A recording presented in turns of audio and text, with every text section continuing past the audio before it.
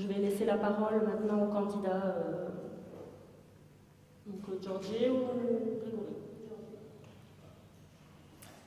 C'est vrai que c'était vivifiant, je suis très bronzé et tout le monde me demande où est-ce que je suis parti en vacances. C'est dans le Pas-de-Calais autour de Lens. Voilà. Mais tout le temps dehors, en fait on arrive à bronzer ici, donc c'est Lens-Plage. D'abord merci à tous d'être venus et un grand merci à tous les insoumis qui ont permis qu'on puisse faire ce meeting très correct. Alors je pense à Antoine, à Julie, à Frédéric, à Michael qui est pas là, à Lucien, enfin bref, y compris des camarades qui sont venus d'ailleurs. C'est important parce que la campagne présidentielle, où comme l'a rappelé Linda, nous avons réuni 7 millions de voix, c'est faite avec le moins d'argent par rapport à tous les autres candidats. On a fait avec 8 millions d'euros. Ce qui est rien pour une campagne, pas grand-chose en tout cas pour une campagne présidentielle, là où Benoît Hamon, pour donner un exemple, a dépensé 14 millions pour faire quelques 6%. Bon. Et ça c'est possible parce que justement c'est l'engagement de chacun et de chacune des militants, mais aussi de tous ceux qui ont apporté leur petit coup de main. Et franchement là ce soir, on l'a fait avec pas grand-chose en termes de dépenses, mais par contre beaucoup de sueur, beaucoup de travail, beaucoup d'investissement de beaucoup de camarades ou d'insoumis sans lesquels tout ça n'est pas possible. Donc voilà, c'est ça aussi notre force, et comment est-ce que nous on travaille contrairement à d'autres qui ne sortent que le chéquier. Je voulais dire juste un petit mot parce qu'on a annoncé aussi la présence d'Aurélien Motte qui vient d'arriver. Donc la présence d'Aurélien Motte qui n'est pas là.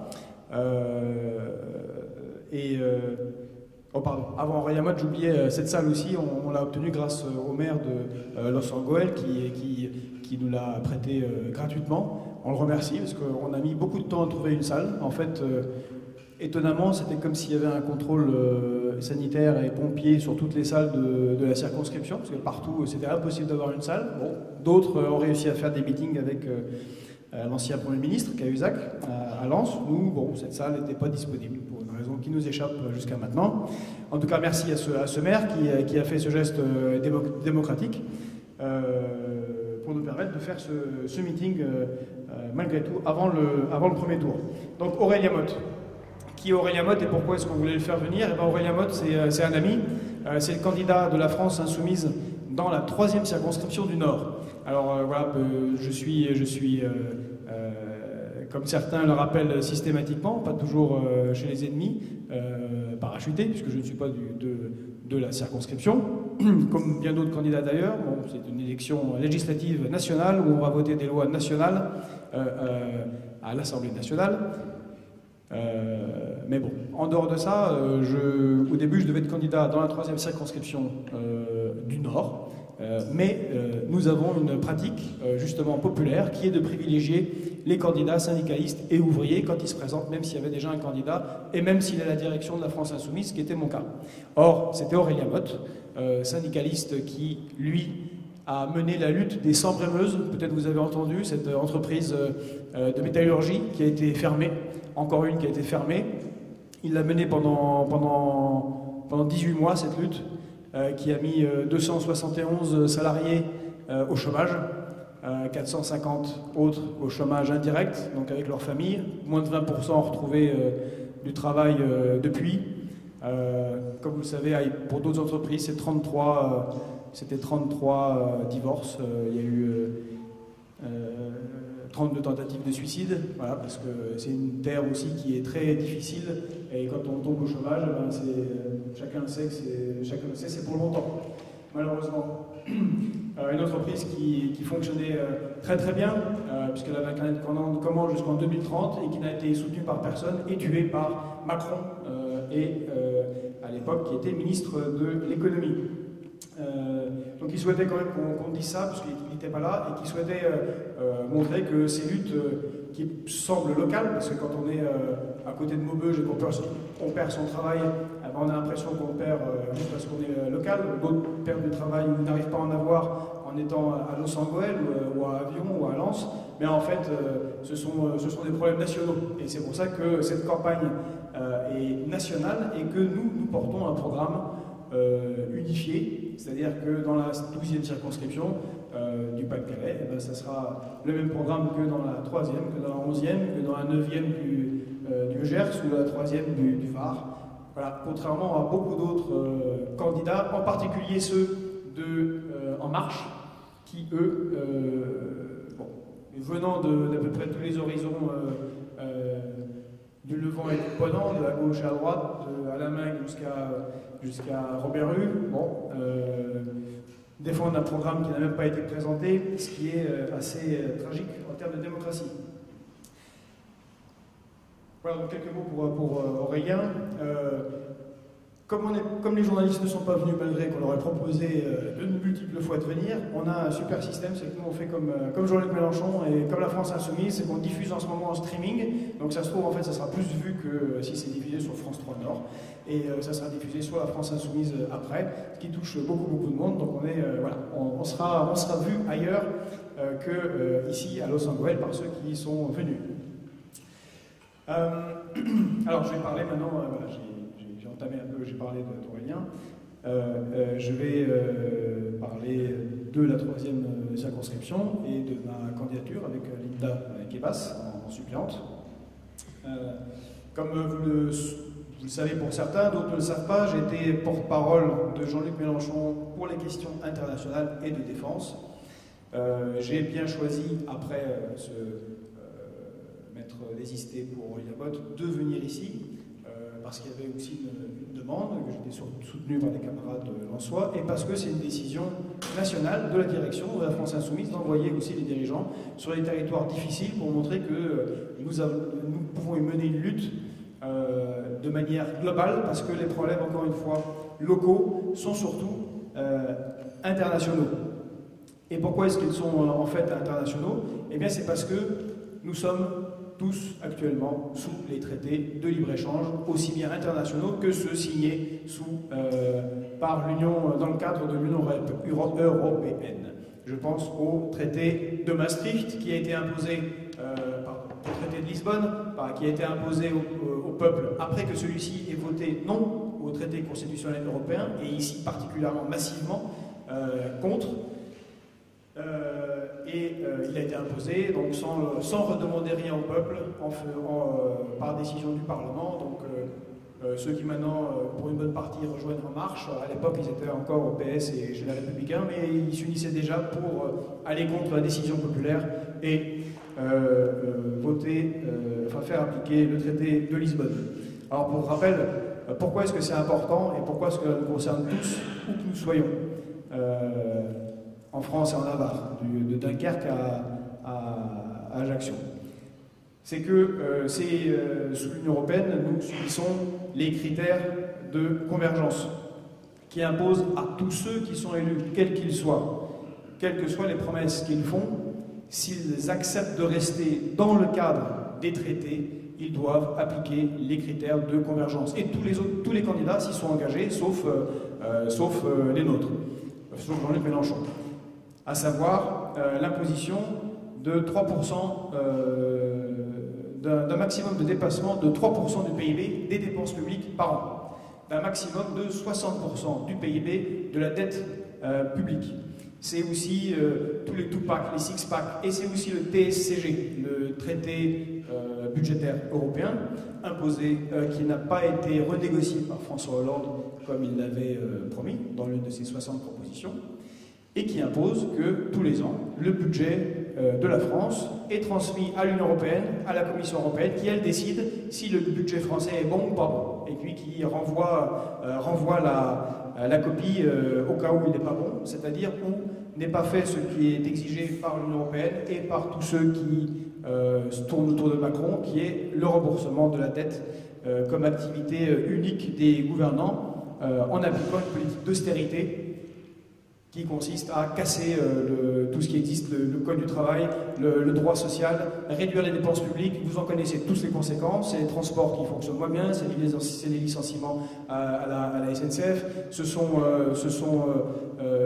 moins de policiers, moins de gendarmes, moins de pompiers, moins d'enseignants, moins de personnel soignant, que ce soit des médecins ou des infirmiers et des infirmières, avec toutes les conséquences que cela a pour la population en termes de bien vivre. Et là, on en a une nouvelle couche, comme on est en train de l'annoncer petit à petit. Le gouvernement est en train de dévoiler de deux mesures. On a les politiques qu'il propose pour le droit du travail, qui consistent à casser le code du travail par ordonnance. Ce qui veut dire que tous les députés qui veulent être élus macroniens, la méthode de l'ordonnance est quand même très très particulière. Qu'est-ce qui se passe ? La méthode de l'ordonnance est très particulière, puisqu'il s'agit de ne pas faire travailler les députés. Voilà. Tout l'exercice de la loi, c'est encore pire que le 49.3. C'est-à-dire quand vous avez le 49.3, au moins il y a des débats, même si à la fin le gouvernement dit bah non, c'est comme ça, taisez-vous. Mais là, il n'y a même pas de débat. C'est-à-dire que les députés viennent, ils votent oui, nous sommes d'accord pour l'ordonnance. Là, ça se règle au niveau du ministère, et puis ils reviennent et ils disent voilà la loi, ils revotent et basta, c'est fini. Il n'y a même pas de débat. C'est parfait. Donc bonjour la méthode. Et on apprend que donc, par ces ordonnances, non seulement ils ont décidé de renforcer la fin d'inverser la hiérarchie des normes, donc ce n'est plus des lois nationales qui s'appliquent à tous les travailleurs, mais ce seront des accords d'entreprise par entreprise, branche par branche. Malheur à ceux qui n'ont pas des syndicats forts dans leur entreprise ou qui n'ont pas les moyens de négocier ou ils ont déjà le pistolet sur la tempe et ne peuvent pas négocier, eh ben ça leur sera imposé. Et on a déjà quelques pistes, apparemment ils souhaitent supprimer, plafonner l'indemnité au prud'homme. Donc quand il y aura un licenciement, ça voudra dire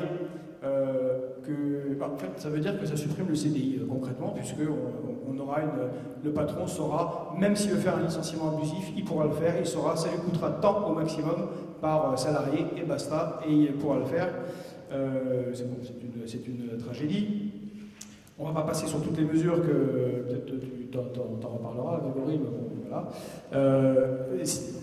Ce qui est proposé sur le démantèlement de la sécurité sociale est extrêmement inquiétant, comme on en fait un communiqué hier, le syndicat de la médecine générale.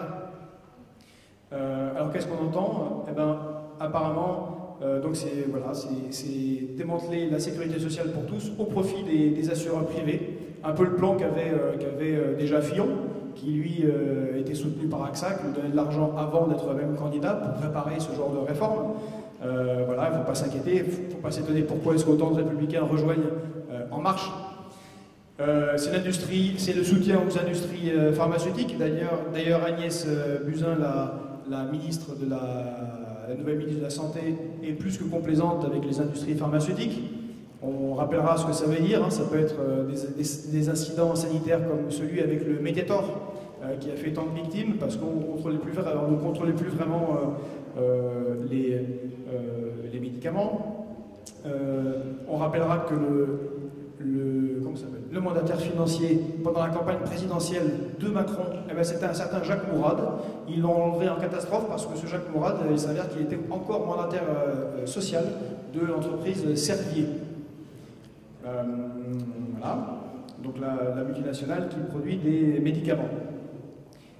Donc qu'est-ce qu'on entend ? On entend une réduction des dépenses d'État de 25 milliards, on entend la réduction de l'assurance maladie de 15 milliards, la réduction de l'argent alloué aux collectivités territoriales de 10 milliards, mais c'est au fou. On a déjà tant de problèmes sociaux, c'est une aggravation de la situation, c'est la fin de la solidarité totalement. Donc c'est un oubli du mot fraternité dans liberté, égalité, fraternité.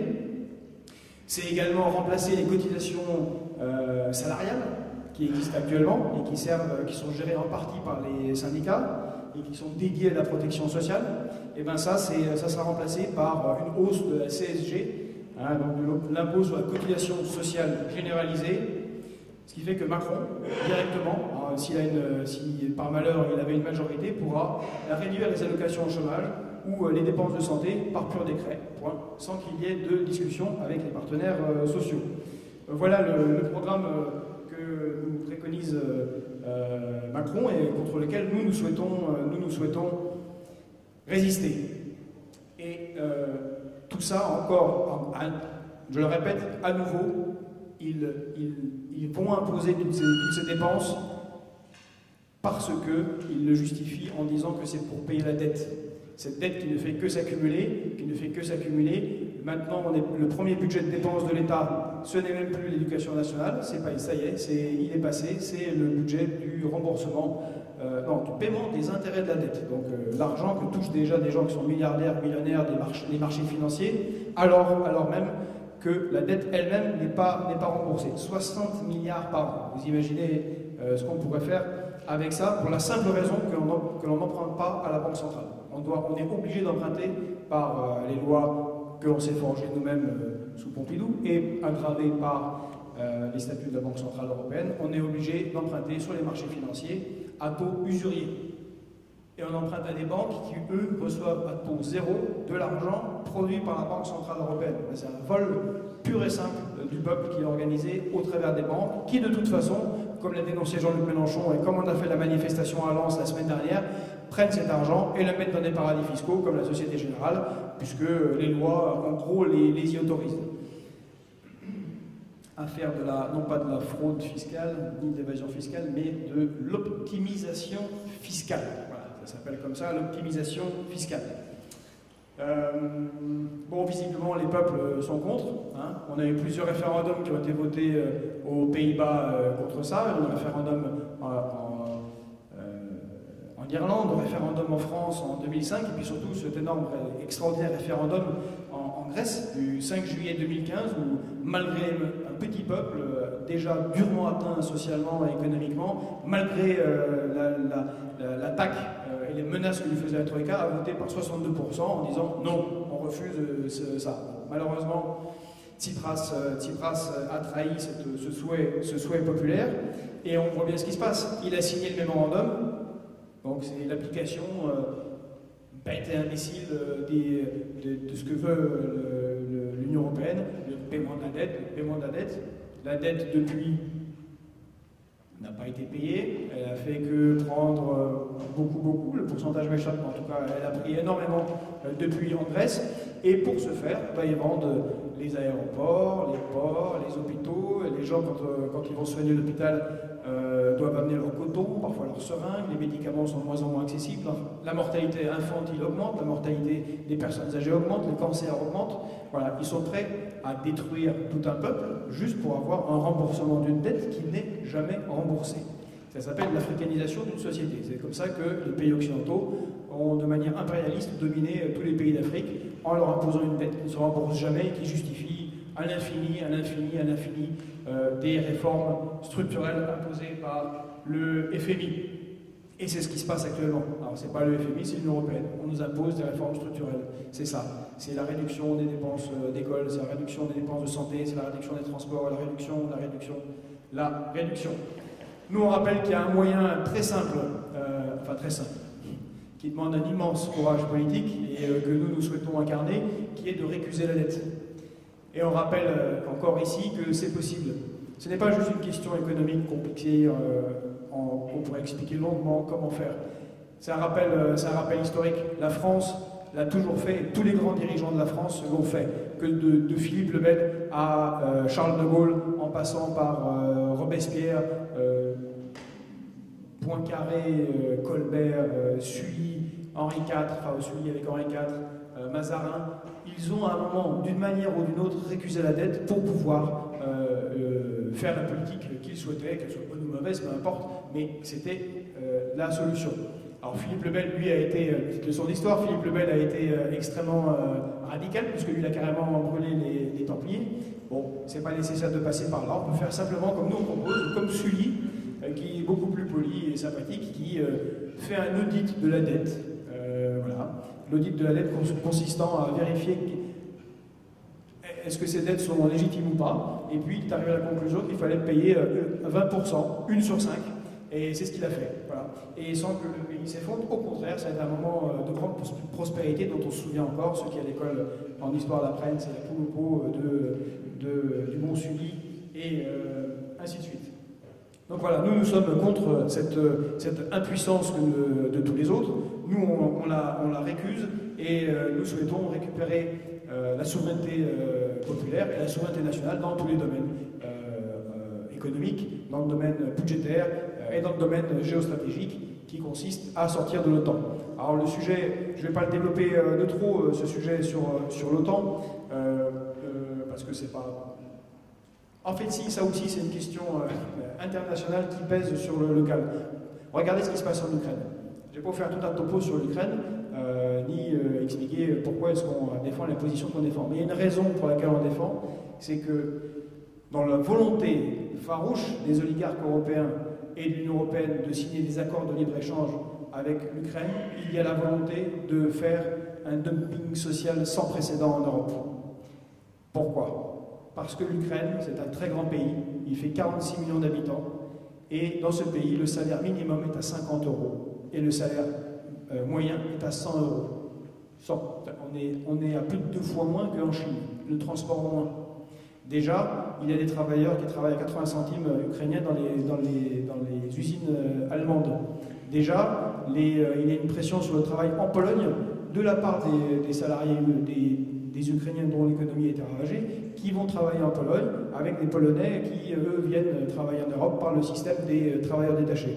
Bref, c'est l'organisation de la concurrence entre les travailleurs au niveau européen, chose à laquelle nous nous opposons. Il faut que ces gens aient un salaire digne et un travail dans leur pays, de la même manière que ici, les gens doivent avoir un travail et un salaire digne, et non pas être mis en concurrence toujours vers le plus bas, toujours vers le plus bas, toujours vers le plus bas. Voilà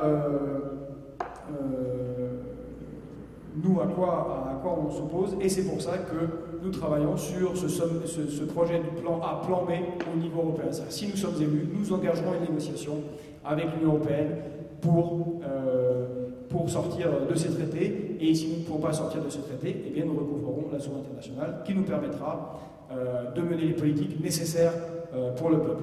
Ça s'appelle cette Europe, on la change ou on la quitte, qui était le mot d'ordre pendant la campagne des présidentielles. Voilà, je crois que... Allez, j'ai fait 25 minutes, ça va. Je suis dans les temps, puis j'avais le passage pour Aurélien, et je vais passer maintenant la parole à Grégory, qui va nous parler, décliner tout ça en termes locaux.